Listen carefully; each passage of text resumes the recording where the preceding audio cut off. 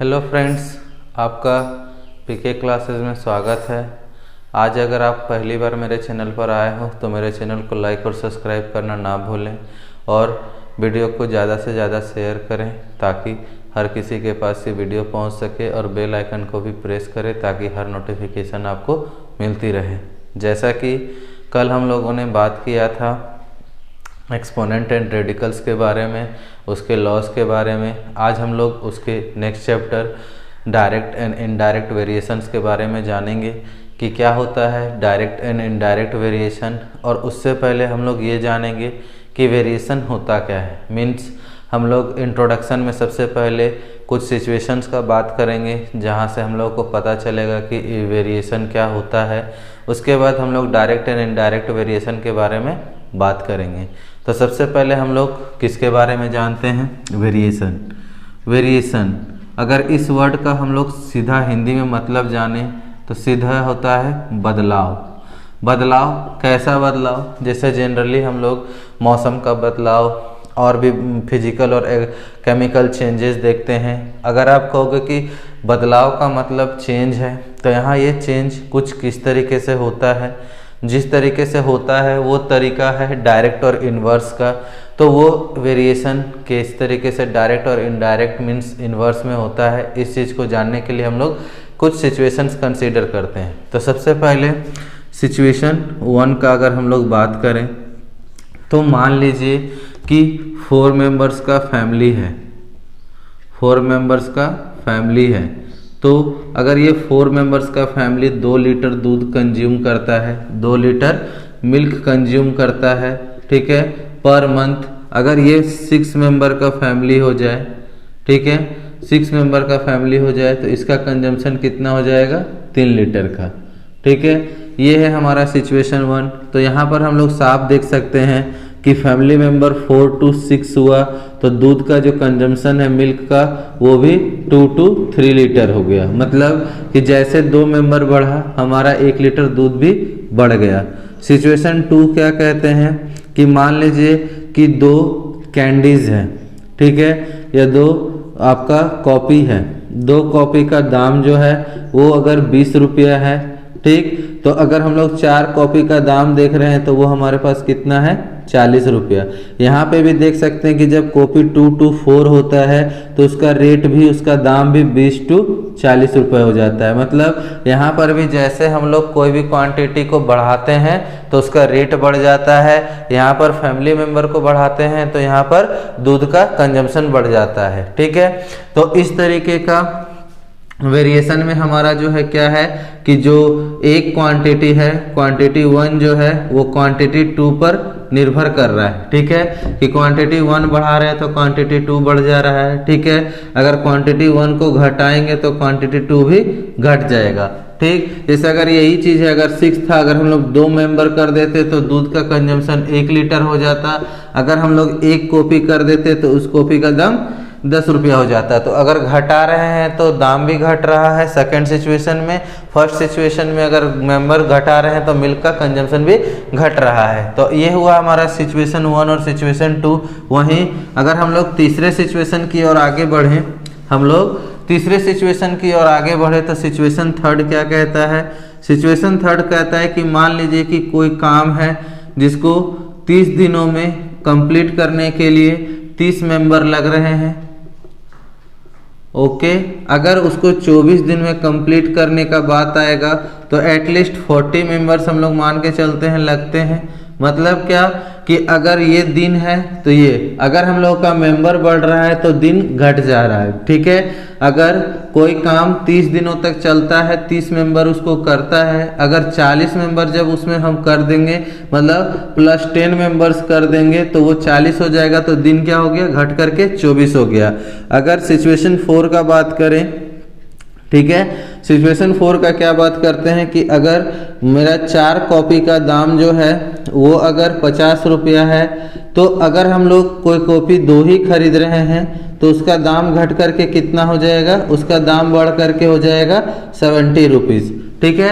4 copy का दाम है 50 रुपीज़, 2 कॉपी का दाम हो जा रहा है 70 रुपीज़। मतलब अगर हम लोग क्वांटिटी घटा रहे हैं तो दाम बढ़ जा रहा है। मतलब क्या कि इस बार जो है क्वांटिटी 1 जो है वो इन्वर्सली प्रोपोर्शनल है क्वांटिटी 2 के, ठीक है, कि एक क्वांटिटी को बढ़ा रहे हैं तो दूसरा क्वांटिटी घट जा रहा है, अगर दूसरा क्वांटिटी बढ़ा रहे हैं तो पहला क्वांटिटी घट जा रहा है। दोनों केसेस में वही है।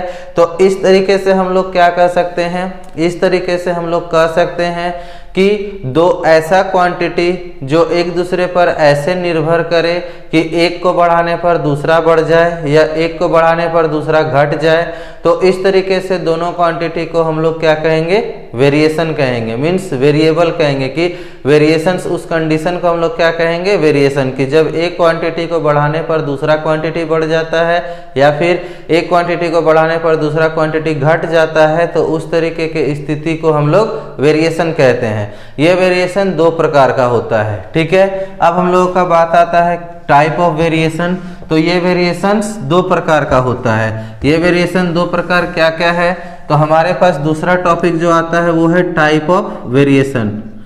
टाइप ऑफ वेरिएशन, ये वेरिएशन 2 तरीके का होता है। पहला तरीका है डायरेक्ट वेरिएशन और दूसरा तरीका है इनवर्स वेरिएशन। Inverse variation.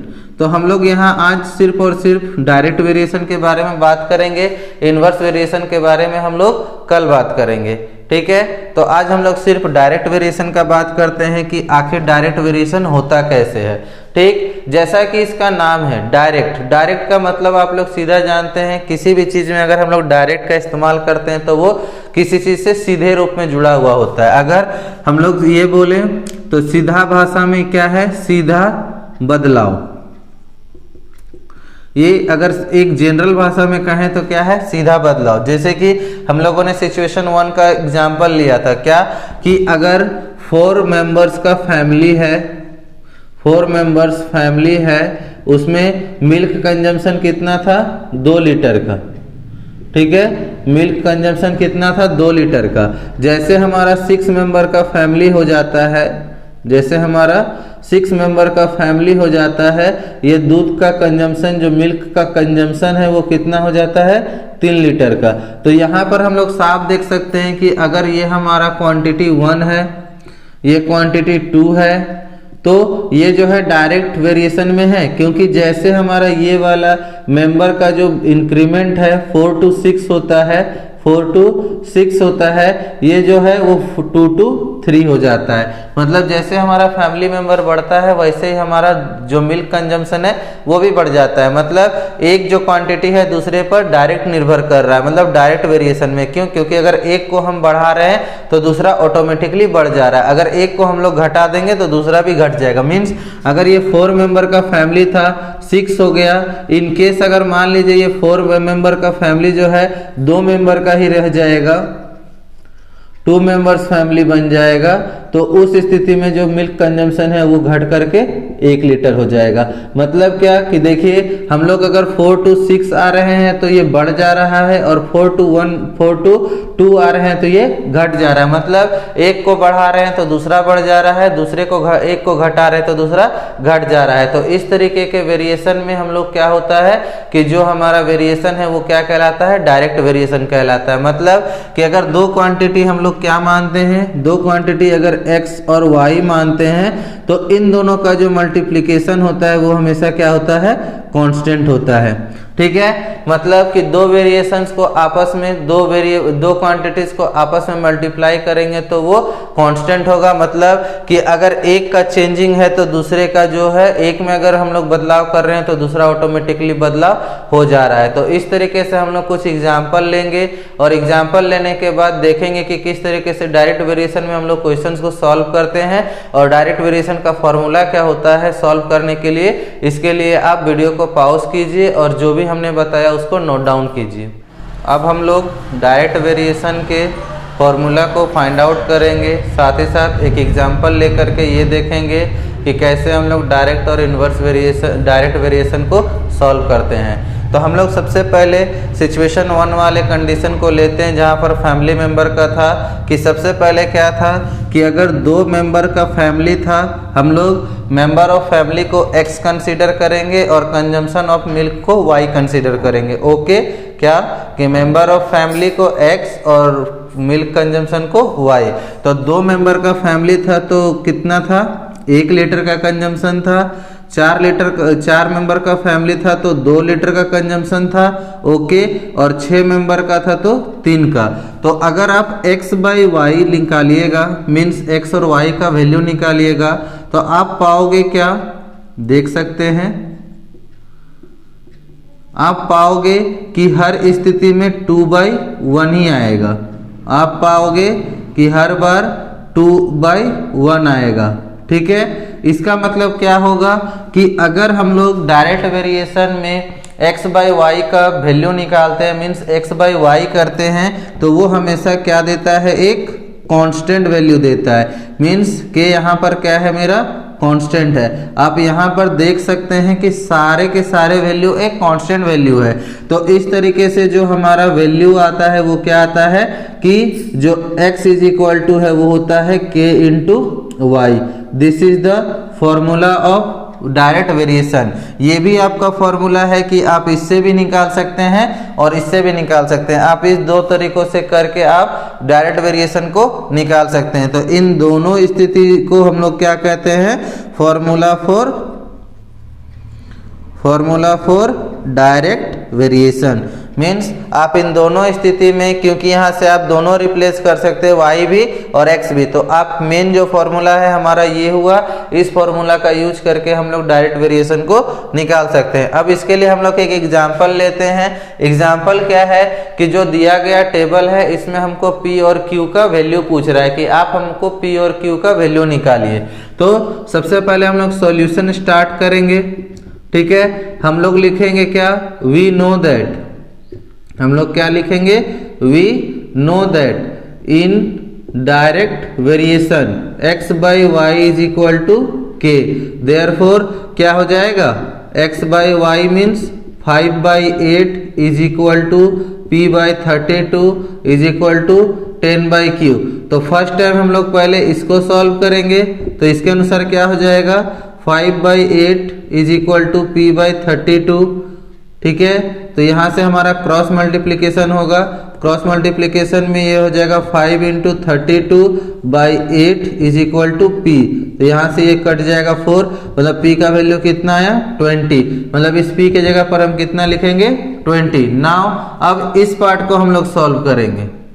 अब हम लोग किसको 5/8 और 10/q को। Now 5/8 is equal to 10/q को। क्यों हम लोग ऐसा कर रहे हैं, क्योंकि हम लोगों ने यहाँ पर देखा है कि जब हम लोग इसका रेशियो निकालते हैं तो सारा रेशियो आपस में कांस्टेंट होता है, तो इसलिए हम लोग इसको आपस में इक्वल करते हुए सॉल्व करेंगे। तो ये क्या हो जाएगा हमारा 5। ठीक है, 5 ये हो गया हमारे पास 5 into q is equal to 10 into 8 और q is equal to 10 into 8/5। तो यहाँ से हम लोग इसको 2 काट देंगे, मतलब q का वैल्यू कितना आएगा, 16। तो p का वैल्यू हमारा आया 20 और q का वैल्यू आया 16। आप चाहो तो इसको प्रूव करने के लिए ये चीज कर सकते हो कि दोनों को बाय करके देखिए, अगर दोनों का वैल्यू सेम आएगा तो हम लोग कह सकते हैं कि हमारा निकाला हुआ p और q का वैल्यू सेम है, और अगर नहीं आएगा तो हम लोगों का आंसर गलत है। तो आप इस तरीके से देख सकते हैं कि p और q का क्या वैल्यू आएगा, और ये हमारा इसका डायरेक्ट वेरिएशन का फॉर्मूला है। आप इन क्वेश्चंस को समझ करके आप समझ सकते हो आगे कैसे आपको सॉल्व करना है। आपको बाकी क्वेश्चंस खुद ही सॉल्व करके देखिए, अगर कहीं कुछ प्रॉब्लम होगा तो आप मुझे कमेंट भी कर सकते हैं। तो आज के लिए इतना ही, धन्यवाद। अगर आपको वीडियो पसंद आया हो तो लाइक शेयर करना ना भूलें। धन्यवाद।